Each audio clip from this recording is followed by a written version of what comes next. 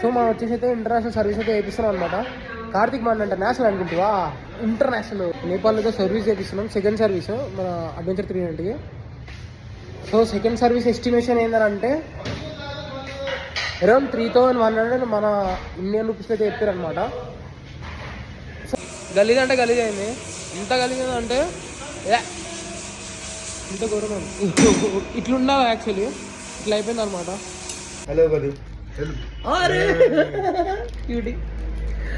Gas మొత్తానికి అయితే services అయిపోయింది అనమాట. 4940 నేపాలీ రూపీస్ అయితే అయిపోయింది. మన ఇండియా కరెన్సీ కన్వర్ట్ చేస్తే 3100 అయితే అయిందనమాట. మన adventure 390 general service, second general service. Thank you bye, bro అయితే మంచిగా హెల్ప్ చేస్తుంది అది. థ్యాంక్ యూ బాయ్, బహుత్ హెల్ప్ కియా మేరకు अच्छे సంబంధ. Thank you. సర్వీసెస్ వరకు అయితే చాలా మంది చేస్తుంది, అయితే ఫుల్ సాటిస్ఫైడ్. బండి వచ్చేసి అయితే చిన్న స్పాకెట్, మన ముందు చిన్న స్పాకెట్ ఉంటుంది, అది కూడా క్లీన్ చేసారు. ఇంకేమైనా ప్రాబ్లమ్స్ ఉన్నాయని అడిగినారు, అసలు ఎక్స్పెక్ట్ చేయలేదు. మన కేటీఎం నేపాల్ ఇంత మంచిగా ఇస్తారని పోకరాలా. సో నేనైతే ఫుల్ సాటిస్ఫై అయినా, చాలా మంచిగా చేసారు సర్వీస్. సో బిల్ వచ్చేసి ఎంతైనా ఇప్పుడైతే చూద్దాం, ఏమేమి చేంజ్ చేస్తారో కూడా చూద్దాం.